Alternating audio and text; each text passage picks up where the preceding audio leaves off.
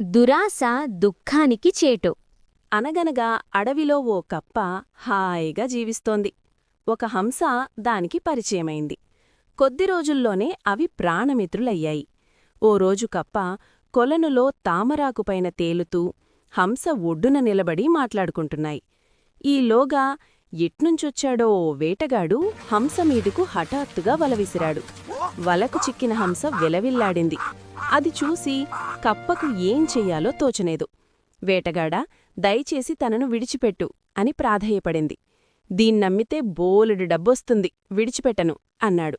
నీకు డబ్బు కావాలి అంతేగదా, ఉండు అని కప్ప వెంటనే నీట మునిగి కొంతసేపాగి ముత్యంతో పైకొచ్చింది.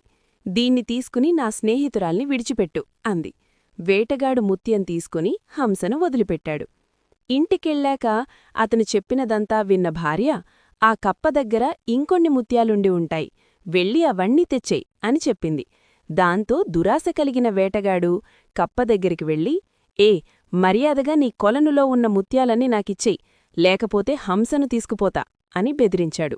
అది విన్న కప్ప, సరే ఒక్కసారి నీ చేతిలో ఉన్న ముత్యం ఇస్తావా, అది చూసి అచ్చం అలాంటివే తీసుకొస్తాను అనడిగింది. దాంతో వేటగాడు కప్పకు ముత్యం ఇచ్చాడు. కప్ప దాన్ని తీసుకుని పారిపోయింది. పోతూ పోతూ, నా స్నేహితురాలు ఎప్పుడో దాక్కుంది, నీకు మేం దొరకం, అత్యాశతో ఉన్నదిగూడా పోగొట్టుకున్నాం, అనుభవించు అని అరిచింది.